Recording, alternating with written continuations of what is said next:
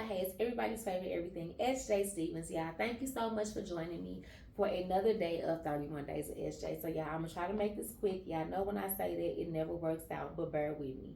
So, a question that I had, which it always throws me off of what I think I'm going to do, but it works out. Like it always works out. So I am not mad. Keep the questions coming.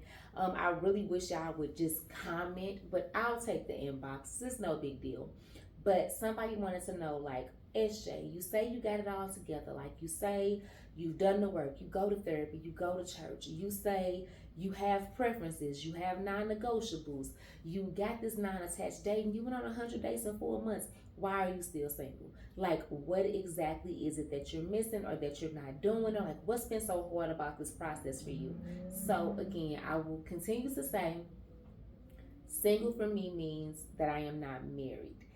Me saying that I am single does not mean that I am not involved with somebody. It does not mean that there are not amazing things on the horizon. And I only want to clarify that because I don't want to pop out with this fiance and y'all be like, I thought you were single. Because that's not what I told y'all. I told y'all I wasn't married. So, but the hardest part for me, if I'm being fully honest, it's been like my walk with God. It's been this place that I'm in. I say it, I'll say it again, I'll say it 10 more times. I am literally what I define as like heathen going to holiness. And so it's like I have all of these worldly ways. I have 44 years, in fact, of the world.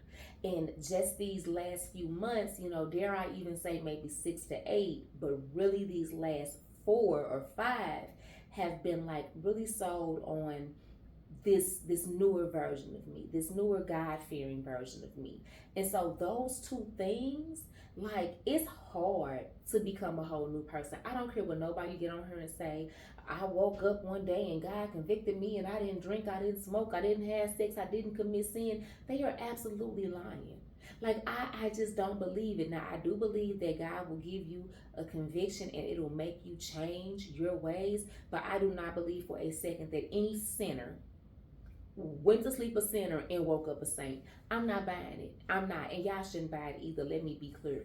So what that means for me, or what that looks like for me, is there is literally a struggle. I say there is this purgatory that I find myself stuck in because I still have worldly ways. Like, I still want to listen to all the hip music. We got some Lizzo that's bumping right now that I just cannot let go of. But it's like I'll listen to this Lizzo and then the next 4 hours is nothing but gospel music, but then I get in my car and what I'm saying, Kevin Gates on. So now I got this. So it's like I am just in a space, and that is just my full transparency. I am doing much better than I ever have before, but it's not easy. So it's also not easy when learning how to date different. Things that were easy for me, maybe I can say that non-attached dating, that's easy for me because like I'm not a hypersexual person. I've never been. Like, my friends will tell you, like, and when I say my friends, I mean my St. Louis friends. They will tell you, like, it's so much auntie don't do, or it's so much that I did not do until I was married or I was grown. So like, non-attached dating is literally just me putting a label on what I've done. Again, the no full frontal hugging. I'm not full frontal hugging you because I'm not having sex with you. Why would I want to arouse you? Now I got to beat you up. Foolishness. I'm not kissing you in the mouth because, for one, I feel like kissing in the mouth is way more intimate than any type of sex you can have. And yet again, if I'm not having sex with you, why would I kiss you? Because now you turned on, I'm turned on, now I'm finna go home, now you mad, now I gotta fight. You see where I'm going with this? Not letting people know where I stay at. I am a single female in a city that I do not originate from. Now at home, if somebody come to my house and things get out of order, I can call 15 people to come get you up off of me in a minute flat. I don't have that in Charlotte. I don't have the safety of, if something does go wrong, there are people that I know are gonna come look for me, gonna come find me, gonna come defend me. I don't have that. So again, I'm not putting myself in that situation. I'm a single female in a city with how many ever people, but I'm here by myself. I mean, my kid is here now, but he's a kid. I'm never intertwining him in this foolishness, right? So, like, things like that, those are the easy things for me, not giving out my real number. I got two numbers, it's no big deal. But what is hard for me is like, I'll give an example the way that I go to church. Just this past Sunday is a perfect example. I had my friend, like, hey, let's, you go to church in the morning, be over here by a certain time. We gonna hang out, we gonna do this, we gonna do this. Well, I think maybe Friday, I saw that my favorite preacher was gonna be in Columbia, South Carolina. So instead of going to my church, which is about 40 minutes away, doing, what, 75, 90-minute service and coming on home, I drove an hour and a half to Columbia. I left my house at like 8 o'clock on Sunday. I didn't get back from church until after 5 o'clock because this is what I wanted to do. I was by myself.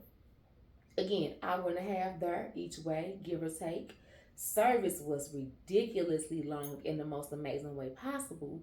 But again, that was it. Of course, I stayed for the pictures and I stayed to get the hands laid on me. I stayed to get the whole full experience because a year ago, you never could have paid me to get in my car to travel to a church that's not even in my state by myself because I wanted to see a particular preacher. So since I did it, I wanted to fully immerse myself in it. That definitely threw off the plans that I had for after that. A lot of men don't know how to deal with that. A lot of men are used to women like, I want to see you. Here I come. I want to take you to brunch. Okay, let's go. That doesn't work with me. Not on a Sunday. Not on a Sunday because again, I may miss a Sunday or two because I be tired. I do a lot. I do things. But for the most part, I go to church every Sunday. I serve 2 Sundays a month. If I'm serving, I may be at church 8 hours. Like, and when I get home from serving all day, I'm tired. My church 40 minutes away. If I serve first service, I gotta be there by 6. I live 40 minutes away. That means I gotta be up by 5. I'm sorry, up by 4. Out my house by 5 to get there at 6. I can't go to brunch with you. I can't go get mimosas. I can't. A lot of men do not do well with that. Even in terms of like the questions that I ask men now, like, do you go to church? What was your upbringing like? Do you have church hurt? Do you serve? Do you serve the community? Do you tithe? Do you read the Bible? What's the last Christian? Like, I have these questions. And because I feel like, and I definitely won't say nobody else is asking those questions, but what I've noticed, like, personally, I have women that are like sold out on the Lord, and I mean sold, hooping and hollering and carrying on, foaming at the mouth, speaking in tongues. They doing all the things, other things until they meet a man. It's easy to be sold out for God when you're single because that's all you got. But I watch women every day be this same holier than thou. Meet a man who don't go to church. Now they missing Sundays. They meet a man who don't go to church, and now this church that was the top priority. My man gotta pray for me. My man gotta speak in tongues. My man gotta this. But they meet a man who do not do those things. Not those things aren't important to them anymore. My man gotta go with me on Sundays. I know somebody who said the very same thing. Man ain't been bought to nobody church. Been in nobody's church. But this is what people do, and this is what people are used to. So it's like, then there's me. It is such an important part of my life. You can't deal with me and not have a relationship with God. I'm going to get on your nerves.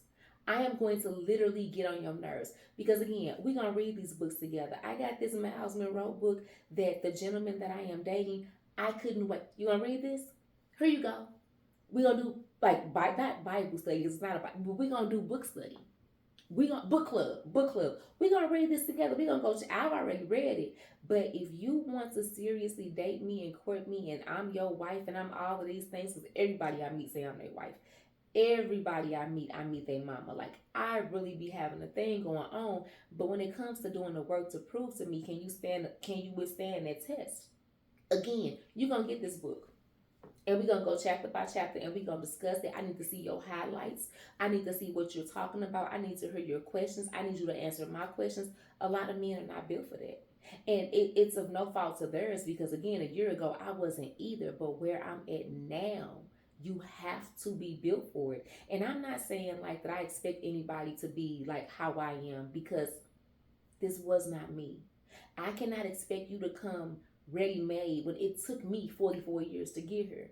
But like I said in my video yesterday, I have to see the progression. I have to know that like there are greater things to come, and that even goes with your spiritual walk. Take the baby steps as long as you stepping. But somebody that comes into my life that's like, I don't want to hear about that. On Sundays I brunch and then I watch football and then I'm not for you. And so that has been the hardest part for me. Like this, this purgatory, this world version of me that attracts very much worldly men, and this like church girl that's like slowly coming out and slowly evolving and slowly growing. So it's like just finding the balance, what works, what doesn't work, what am I even like fully prepared to do.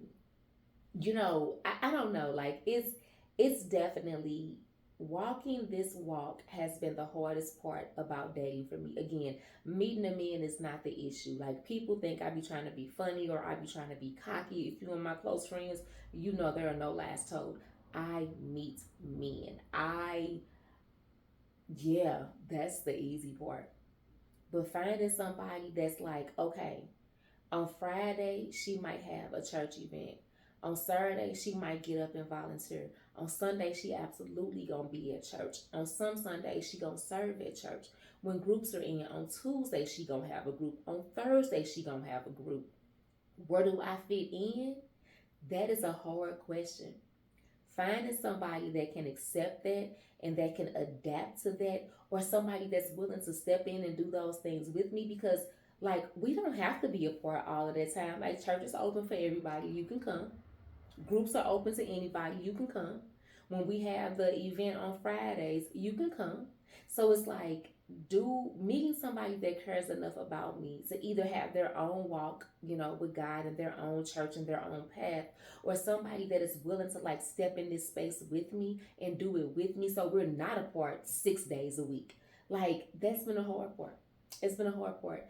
But it is something that like I'm sold on it. Like I'm not deviating from it. Um, I saw something, and I'm gonna wrap this up, y'all, because I know this is much longer than I said I wanted it to be. But like I saw something, and I mean I watch podcasts and read books and do all the things all the time, so I'm not sure where it was at. But they talked about women in particular. You pray to God for a man. You pray to God for a husband. You pray to God to make you a wife. And then God gives you the very thing that you pray for. And then you completely abandon him. You completely forget about everything that you asked for because you got it. And like, again, I've watched women become shells of this Christian that they were because it does not work for the man that they think that God has sent them. I firmly believe, and I say it all the time, and I've said it to so many people, God is not going to send me a man who do not go to church. God is not going to send me a man who does not serve his community. God is not going to send me a man who tries to pressure me into doing things that I don't want to do, like having sex, like kissing in the mouth. God is not going to send me a man that makes me question myself or my integrity or my sanity or my boundaries, none whatsoever. Like, I just believe that. And so it's like, I just don't want to be the girl. I don't want to be the girl. So I try to practice what I preach. I try to stay firm on my beliefs. I try to set these boundaries up front when I'm meeting these guys because, again, I don't want to trick nobody. I don't feel like fighting. Like, I can, but I don't feel like it. So I know if I do not lead with the conversation about sex, you're going to think you be having sex because that's what people doing. That's what people are doing. I'm sorry. That's what they're doing. So if I don't lead with it, then that's the expectation. I don't want them problems. So, like, to summarize it all, that has been the hardest part for me. It is staying true to who I am and what I know I deserve and what I want, and not folding to like the worldly side of it. Because again, and I said, and people again think I be joking, baby, I could have had several husbands by now. I could have had husbands. I could have had engagements. I could have lived with men. I could have done all of these things. But like, even though that is what I want, I don't want it bad enough to sacrifice me. I don't want it bad enough to just do it willy nilly. I don't want it bad enough that I now have to become the version of me that I'm trying so hard to get away from to have it. So yeah, that's it, y'all. The hardest part for me doing this experiment is embracing the new me while the old me is still attracting the heathens and the worldly folks. But so yes, that is all I have for today, you guys. Thank you so much for listening again. If you do not follow me, TikTok, Instagram, Facebook, YouTube, all the things of the things. Um, Stay tuned. The mailing list is coming soon. The podcast is coming soon. I'm gonna resend out the guest inquiries. If you were around for the Friendships Over 35 series last year, then you know, like, I probably have 170 people that express interest in participating in the podcast with me. Thank you guys so much. But I do want to give this new crop of people an opportunity. So, like, stay tuned. It's coming soon. Um, and that's all I have. You have an amazing rest of your day. Mwah.